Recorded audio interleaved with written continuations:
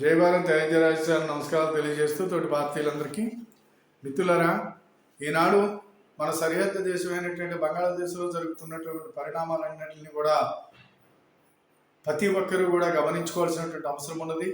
అక్కడ రిజర్వేషన్ పేరు మీద ప్రారంభమైనటువంటి ఏదైతే ఉద్యమాలు ఉన్నాయో ఆ ఉద్యమాలకి ఆ రిజర్వేషన్ వ్యవస్థని సుప్రీంకోర్టు పునరుద్ధరించమని చెప్పటం, మళ్ళా సుప్రీంకోర్టు తీర్పు ఇవ్వటం, తర్వాత వీళ్ళు అల్లర్లు చేయటం, దానికి తిరిగి ఆ రిజర్వేషన్ సుప్రీంకోర్టు కూడా వెనక్కి తీసుకుని 3% దాన్ని కుదించడం, ఇవన్నీ జరిగినటువంటి సంఘటన అన్నీ మనం గమనిస్తూ ఉన్నాం.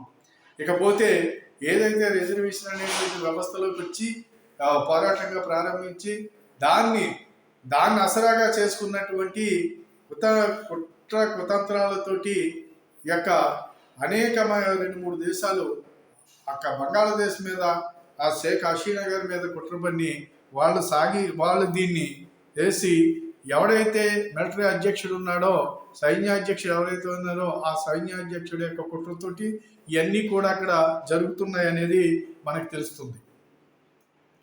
పోతే ఏదైనా జరగవచ్చు. అలాగే 20 సంవత్సరాలు పరిపాలించినటువంటి హసీనా గారిని బయటికి పంపేయటం, ఆవిడ్ని యుద్ధ ప్రాతిపదికన ఆవిడ్ని బయటికి పంపడం జరిగింది. ఆవిడ దేశం వదిలి పారిపోయే పరిస్థితికి రావడం అనేది జరిగింది. అయితే ఇక్కడ గమనించినట్లయితే ఏదైతే మిలిటరీ ఉందో, ఏదైతే ఆ మిలిటరీ కనీసం ఆ దేశ ప్రధానమంత్రిని కాపాడలేనటువంటి మిలిటరీ ఉందంటే, రేపు పొద్దున్న ఆ దేశం మీదకి ఏదైనా దండయాత్ర వేస్తే ఆ దేశాన్ని ఏ రకంగా రక్షిస్తుందో అక్కడ ప్రజలు కూడా గమనించుకోవాల్సినటువంటి అవసరం ఉంది. ఇకపోతే ఈనాడు జరిగేటువంటి అక్కడ ఏదైతే సరే, అది ఏదైనా జరగవచ్చు, వాళ్ళ రిజర్వేషన్లో ఆ గొడవలో ఏదైనా కావచ్చు. అయినప్పటికైనా సరే రిజర్వేషన్లకైనా అక్కడ ఉన్నటువంటి మైనారిటీ లేనటువంటి హిందువులకి సంబంధం ఏంటి? హిందువులు ఇళ్ల మీద పడి, హిందువులు ఇళ్ల మీద జరుగుతున్నటువంటి దాడులు, విపరీతమైన దాడులు జరిగి వాళ్ళ ఉరులు తీస్తున్నారు. వాళ్ళ ఉరి తీసి అదే గుమ్మానికి ఉరి తీస్తున్నారు. అక్కడ ఉన్నటువంటి ఆడపిల్లల్ని పబ్లిక్గా రోడ్డు మీద అత్యాచారాలు చేయటం, ఇళ్ళు తగలబెట్టడం, ఎంత హిందూ దేవాలయాలు నాశనం చేయటం, ఇవన్నీ జరుగుతూ ఉన్నాయి. మరి దీనిపైన మరి ఒకసారి పరిశీలించినట్లయితే వీళ్ళు రిజర్వేషన్ గురించి పోరాడారా, అక్కడున్న హిందువులను చంపేయడానికి పోరాడారా, అక్కడున్న ప్రధానమంత్రిని చంపేయడానికి పోరాడారా, పదవి ఆకాంక్షతో ఇంకొక పార్టీ ఎలా చేయించిందా అనేది రకరకాల అనుమానాలు ఇక్కడ మనకి కనపడుతూ ఉన్నాయి. వీళ్ళ రాజకీయ అనిశ్చితి ఎలా ఉన్నప్పటికైనా సరే హిందువులు చేసుకున్నటువంటి పాపం ఏంటి? హిందువులుగా పుట్టడం పాపమా? మరి దీని గురించి ఈనాడు అక్కడ పరిస్థితుల గురించి కనీసం భారతదేశంలో ఉన్నటువంటి ఏ ఒక్క పార్టీ కూడా కనీసం అక్కడ అయ్యో పాపం అనే ముక్క ఎవడు మాట్లాడటలేదు. ఏదైతే మణిపూర్లో 2 తెగల మధ్య జరిగినటువంటి గొడవకి వీళ్ళు ఇష్టం వచ్చినట్టు నానా రచ్చలు చేసి అక్కడ క్రైస్తవులు హిందువుల మధ్య పోరాటం అని, అక్కడ గొడవలని, అక్కడ క్రైస్తవుల మీద దాడి జరుగుతున్నాయి. అక్కడ క్రైస్తవుల మీద దాడి జరగలేదు. హిందువులు క్రైస్తవులు కాదు, కుకీ మైంతి వాళ్ళు ఇద్దరు 2 తెగలు. ఆ 2 తెగల బయట నుంచి మయన్మార్ నుంచి వాళ్ళు వచ్చినటువంటి రోహింగ్యలు వీళ్ళందరూ అక్కడ జరిగేటువంటి విదేశీ కుట్రలతో అక్కడ జరుగుతున్నటువంటిదంతా కూడా మనకు తెలుసు. అలాంటి దాన్ని వీళ్ళ భూతద్దంలో చూపించి ఇష్టం వచ్చినట్టు రకరకాలుగా చూపించడం అనేది మనం చూసాం. మరి ఈ రోజున బంగ్లాదేశ్లో ఎంత దారుణమైన సంఘటనలు జరుగుతున్నాయి. సరే, ఈ మణిపూర్ గురించి మాట్లాడినటువంటి ఈ అయిందయ్య కూటమి నాయకులు ఎవరైతే ఉన్నారో ఈ నాయకులందరూ కూడా పశ్చిమ బెంగాల్లో ఇళ్ల మీద పడి హిందువులు ఇళ్ళు తగలమెట్టి హిందువుల మీద హిందువులు అత్యాచారాలు చేసి అన్ని చేసినటువంటి సంఘటన గురించి ఏ ఒక్కడూ మాట్లాడలేదు. దీనికి రాహుల్ గాంధీ కావచ్చు, అదే రకంగా ఎవరైతే మామూలుగా స్టాలిన్ కానివ్వండి, పిల్లరణ విజయ్ కానివ్వండి, ఇలాగా సమతా పార్టీ, అమతా పార్టీ, మమతా పార్టీ లేనప్పటికైనా సరే ఈ అయిందయ్య కూటమి నాయకులు ఏ ఒక్కరు కూడా పశ్చిమ బెంగాల్ గురించి మాట్లాడలేదు, మణిపూర్ గురించి మాట్లాడుతున్నారు. ఎందుచేత మణిపూర్ గురించి మాట్లాడుతున్నారు? అక్కడ బీజేపీ పరిపాలన అక్కడ ఉన్నది.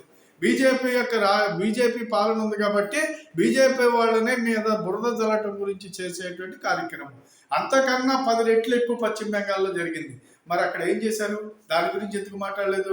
అయిందయ్య కూటమిలో నాయకురాలు కాబట్టి మమతా బెనర్జీ అక్కడ విషయాలు మాట్లాడరు, అక్కడ విషయాలు మాత్రం మాట్లాడేది. పోతే ఈనాడు పశ్చిమ బెంగాల్లో జరిగేదానికి ఏదైతే బంగాళాదేశ్లో జరిగిన కార్యక్రమం ఏదైతే హింస ఉందో ఆ హింసకి ఈ రోజున అమెరికా నుంచి హిందువులందరూ కూడా అమెరికాలో ఐక్యరాజ్య సమితిని ఆఫీసును ముట్టడించి అక్కడ మామూలుగా ఇక్కడ ఉన్న హిందువులకు రక్షణ కల్పించమని చెప్పేసి డిమాండ్ చేయడం జరిగింది. మరి భారతదేశంలో ఏమైపోయారు ఇక్కడ ఉన్నటువంటి హిందువులు? ఏమనుకుంటున్నారు? పరిస్థితులు చేయి దాటినవ్వకండి, పరిస్థితులు మీ దాకా తెచ్చుకోవద్దు అని చెప్పేసి నేను ఈ సందర్భంగా నేను మీ అందరినీ కూడా కోరుతున్నాను. ఆలోచించండి ప్రజలారా. మరి ఈ రాజకీయ నాయకులందరూ కూడా ఏళ్ళు వెళ్ళిపోయి ఉగ్రవాదులతోటి చేతులు కలిపి ఎలక్షన్ ముందర బ్రిటన్ వెళ్ళినటువంటి రాహుల్ గాంధీ అక్కడికి వెళ్ళి అక్కడ ఉగ్రవాదులతోటి అక్కడ సత్సంబంధాలు అక్కడ ఒక బాండ్ రాసుకుని వచ్చాడు. అలాగే ఎవడైతే కేజ్రీవాల్ ఉన్నాడో వాడు పోయి ఒకరి బాండ్ అమెరికా పోయాడో బాండ్ రాసి తెచ్చుకున్నాడు. ఇలాగ ఉగ్రవాదులతోటి వీళ్ళు చేసేటువంటి మరి ఇలాంటి వాళ్ళ చేతుల్లో మనం దేశాన్ని పెడదామా? ఇలాంటి వాళ్ళని పార్లమెంట్కి పంపిద్దామా?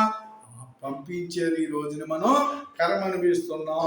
వాళ్ళని ఇలాంటి వాళ్ళని మళ్ళీ పంపించాలనే ఆలోచన కూడా చెయ్యవద్దు. పరిస్థితులు ఆలోచించండి. ఖచ్చితంగా ఈనాడు ప్రపంచ దేశాలన్నీ కూడా పరిస్థితులు బాగోలేదు. భారతదేశాన్ని మనం ఎంతవరకు అయినకట్టుగా కాపాడుకోగలిగితే అంతవరకు ఈ దేశం మన చేతుల్లో ఉంటుంది. లేదంటే 2-3 రోజుల్లో ప్రపంచాన్ని చుట్టబోతున్నది. ఈనాడు ఒక యుద్ధ మేఘాలు కమ్ముకుంటూ ఉన్నాయి. ఈ యొక్క యుద్ధం ఎటుపోతుందో తెలియదు. పరిస్థితులు దారుణంగా ఉంటాయి. దీనికి సంబంధించి ఈ రోజుని ఒక బలమైన నాయకుడు మనకు ఉన్నాడు కాబట్టి మనం బతికిపోతున్నాం. కాబట్టి ఆలోచించుకోండి. పిచ్చి పిచ్చి చేష్టలు చెయ్యొద్దు. రాహుల్ గాంధీ లాంటి వాడిని, అలాగే ఈ రోజున మామూలుగా ఎవడో ఇలాగ 5 కూటమిలో ఉన్నటువంటి మమత లాంటి వాడిని కానీ, సమత లాంటి వాడిని కానీ, అలాగే మామూలుగా కేజ్రీవాల్ గారు కానివ్వండి, ఇలాగే మామూలుగా స్టాలిన్ గారు ఇలాంటి వాడిని కానివ్వండి, వీళ్ళందరినీ కూడా దృష్టిలో పెట్టుకుని వీళ్ళందరినీ కూడా పాతాళానికి తొక్కకపోతే ఈ భూమి మీద నుంచి వాళ్ళని తవిలి పట్టకపోతే మన పరిస్థితులు రేపొద్దున వీళ్ళతోటి మనకి చాలా ఇబ్బందులు ఈ దేశానికి రాబోతున్నాయనేది నేను స్పష్టంగా చెప్పగలను. ఇందులో డౌట్ ఏమీ లేదు. నేను ఇవాళ కాకపోతే రేపైనా వీళ్ళందరితో ఈ రాహుల్ గాంధీ వీళ్ళ వల్ల వచ్చేటువంటి తీవ్ర పరిణామాలు చాలా మన దేశానికి నష్టపరిచేటువంటి కార్యక్రమాలు జరగబోతున్నాయనేది నేను ఖచ్చితంగా చెప్పగలను. కాబట్టి ఈనాడు బంగ్లాదేశ్లో పరిస్థితి చూడండి. అది రిజర్వేషన్ పోరాటం. అది ఈనాడు అక్కడ ఉన్నటువంటి బ్యాంకు గవర్నరు ఆయన రాజీనామా చేశాడు. రాజీనామా చేయకపోతే చంపేస్తామంటే ఆయన అబ్దుల్ రౌత్ అనేటువంటి ఆయన గవర్నర్గా ఉన్నారు. వారు రాజీనామా చేయడం జరిగింది.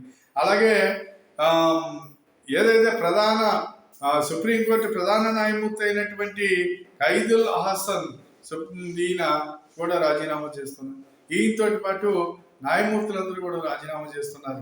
అసలు ఏమిటిది ఈ పరిస్థితి? ఎందుకు ఇలాంటి పరిస్థితి రావాలి? ఇలాంటి పరిస్థితి అక్కడ ప్రజలు ఎందుకు తెచ్చుకుంటారు? ఇది కరెక్టా? కాదు. ఎక్కడ జరిగేదంతా కూడా ఒక భయంకరమైనటువంటి ఇది ఆ పక్కన పాకిస్తాన్ వాడు, చైనా వాడు, అమెరికా వాడు యొక్క కుట్రలో బలైపోయింది. ఆ దేశం సర్వనాశనం అయిపోతుంది. ఆ దేశం ఇంకా పతనం అయిపోయినట్టు ఆ ప్రజల రేపు అడుపు తిని పరిస్థితి వస్తుంది. ఇందులో ఎలాంటి సందేహం లేదు. ఈనాటికైనా భారతదేశం దానికి ఎన్నో రకాలుగా బంగ్లాదేశ్కి సహకారాలు అందిస్తూ ఉంది. ఆ దేశం ఈనాడు బాగుంది. పక్కనున్న పాకిస్తాన్ కన్నా ఈ రోజుని ఆ దేశం చాలా బాగుంది. కాబట్టి ఆ దేశాన్ని దెబ్బతీయటం గురించి ఎవరైతే షేక్ హసీనా గారు ఉన్నారో వాడు భారతదేశంతో సంబంధాలు కొనసాగించడం వీళ్ళందరికీ ఇష్టం లేదు. ఆ రకంగా వాడిని దెబ్బతీయాలనేటువంటి ఉద్దేశంతో ఈ రకమైన కార్యక్రమం అక్కడ జరిగింది. ఇది ఎటు దారి తీస్తుందో తెలీదు. కానీ ఏది ఎలా జరిగినప్పటికైనా సరే అక్కడ ఉన్నటువంటి హిందువుల మీద చేస్తున్నటువంటి అరాచకాలు, అక్కడ చేస్తున్నటువంటి వాళ్ళని అత్యాచారాలు కానీ నచ్చిలు కానివ్వండి, వీటి గురించి భారతీయుడు ఎవరు మాట్లాడకపోవటం, ఇక్కడ ఉన్నటువంటి మీడియాలు కానీ, ఇక్కడ ఉన్న మీడియాలు చూసుకున్నట్లయితే మనం ఇక్కడ లంజీలు కూడా ఎక్కువైపోయింది. వీళ్ళకి ఎవరితో దేనితోటి పోతున్నాడు, ఏది ఎవరితోటి పోతుంది, ఇదే కార్యక్రమం తీసుకున్నారు ఇక్కడ మీడియా వాళ్ళు. ఈ రోజుని ఆ మహాన్యూస్ నేను చూస్తూ ఉంటే ఆ మహాన్యూస్ ఈ లంజీలు కూడా ఎక్కువైపోయింది దానికి. అదే రకంగా ఇక్కడ ఉన్నటువంటి అనేక మీడియాలు కుల మీడియాలుగా ఎక్కడున్నటువంటి పరిస్థితులు మాత్రమే, ఎక్కడున్నటువంటి ఆడి మీద వీడి మీద బురద జల్లే కార్యక్రమాలే తప్ప ఈ మీడియాలు ఈ దేశానికి ఉపయోగపడేలా కానీ ఈ సమాజానికి ఉపయోగపడే మీడియాలు అయితే మాత్రం కాదు. ఈ దేశాలకి ఎక్కడైనా భారతదేశంలో చిన్న ఇన్సిడెంట్ జరిగితే మైనార్టీల మీద దాడులు జరిగినాయి, లేకపోతే క్రైస్తవుల మీద దాడి జరిగిందని చెప్పి ప్రపంచానికి చూపిస్తారు వీళ్ళు. అదే రకంగా మా దేశంలో ప్రజాస్వామ్యం లేదని ఇక్కడికి వెళ్ళి నాయకులు అమెరికా పోయో, లండన్ పోయి, బ్రిటన్ పోయి, అక్కడ పోయి అడుగుతూ ఉంటారు. ఈ అన్నిటిని గమనించినట్లయితే ఇక్కడ ప్రపంచంలో ఎక్కడా లేని సుఖశాంతులతో ఇక్కడ జీవిస్తున్నారనే సంగతి ఇలా మర్చిపోతున్నారు. ఈ ఏమీ లేని దాన్ని తీసుకెళ్లి పెడుతూ ఉన్నారు. ఇకపోతే ఈనాడు పేపర్ అంటే నాకు చాలా గౌరవం. ఆ పేపర్ ఏదైతే ఉన్నదో నేను ఈ పేపర్లు చదవట్లేదు. ఎందుకంటే ఏదో పార్టీ కొమ్ము కలిసే పేపర్లో అందులో విలువైనటువంటి న్యూస్ ఉండలేదు. అలాగే టీవీ కూడా చూడటం మానేస్తున్నాం. ఎందుకంటే టీవీలో కూడా విలువైన న్యూస్ లేదు. ఎవడెవడితోటి పోయాడో మనకి ఆడెవడో సినిమా యాక్టరో దాంతో పోయాడు, లేకపోతే ఎవడో దువ్వాడోడు ఎవడో దేనితో పోయాడు, ఆడెవడో మామూలుగా విజయసాయిరెడ్డి దేనితో పోయాడు. ఇయ్యా కార్యక్రమాలు ఇవా మీరు ప్రజలకు చూపించి ఈ కాదు కదా. అందుకని ఇలాంటివన్నీ చూపించేటప్పటికి ఇయ్యా మనకి న్యూస్లు అని చెప్పేసి ఎవరు చూడలేదు. నేను ఈనాడు పేపర్ తీసుకొచ్చాను. అది కొంత ఇంచుమించు ఈనాడు అది 50 సంవత్సరాల ఉత్సవాలు ఏదో ఉన్నట్టున్నది. అది మొత్తం మీద పేపర్ ఒక 20-30 పేజీలు ఉంది. ఇన్ని పేజీలు కలిగినటువంటి పేపర్ని పరిశీలించినట్లయితే బంగ్లాదేశ్ విషయం గురించి, అక్కడ జరుగుతున్నటువంటి దాని గురించి ఒక్క న్యూస్ అనేది అందులో లేదు. చిన్న ప్లేస్ కూడా దానికి లేదా ఈ పేపర్కి నేను అడుగుతూ ఉన్నాను. అది కాబట్టి ఈ పేపర్లు ఏంటి, ఇక్కడ ఉన్నటువంటి తెలుగు పేపర్లు, తెలుగు మీడియాలు ఏవైతే ఉన్నాయో ఈ దేశంలోని ఈ దేశానికి, ఈ రాష్ట్రానికి, లేకపోతే ఈ ప్రజానికానికి నష్టం కలిగేటువంటి కార్యక్రమాలు చేస్తారు తప్ప ఎక్కడ అవసరమైన కార్యక్రమాలు వీళ్ళు ఏమీ తీసుకోరు అని చెప్పేసి ఖచ్చితంగా ఇక్కడ చిగ్గుపడవలసి వస్తుంది ఇలాంటి పేపర్లో, ఇలాంటి ఎలక్ట్రానిక్ మీడియాలో ఉన్నందుకని చెప్పేసి సందర్భంగా నేను చాలా విచారం వ్యక్తం చేస్తూ మరి ఇది ప్రజలందరూ కూడా గమనించుకోవాల్సినటువంటి అవసరం ఉందని చెప్పేసి మరి చెప్తున్నాను. ఖచ్చితంగా మనకి లంజీలు కూడా మనకు పని ఏంటి, ఎవడెవడితోటో పోతాడు, ఆడు ఓపుకుంది, దానికి ఓపుకుంది, ఆడు పోతారు. మనకు అవసరమా వ్యక్తిగత జీవితాలకు మీడియా వాళ్ళు వెళ్ళటానికి? ఎవరితో ఎలా పోతే మీకు ఎందుకంట? మీ మీడియా వాళ్ళు చూపించేది ఇది కాదు కదా. దరిద్రం అంతా పట్టుకొచ్చి ప్రజలకు చూపించారెందుకు? మీకు పని పాట లేకపోవచ్చు, కానీ ప్రజలకు పని పాట ఉన్నది. ప్రజలకు వాస్తవాలు చెప్పడం నేర్చుకోండి అని చెప్పేసి మీడియా వాళ్ళు హెచ్చరిస్తూ, అలాగే ఈ ఆంధ్ర రాష్ట్ర ప్రజలు కానివ్వండి, భారతీయులకి అందరూ గమనించుకోవాలి, పరిస్థితులను అంచనా వేసుకోండి, లేదంటే ఇబ్బందులు పాలవుతామని చెప్పేసి సందర్భంగా మీ అందరికీ మనవి చేసుకుంటూ మరి ఈ యొక్క వీడియోని 10 మందికి షేర్ చేసి సబ్స్క్రైబ్ చేయమని చెప్పి కోరుతూ సెలవు తీసుకుంటున్నాను. జై భారత్, జై హింద్.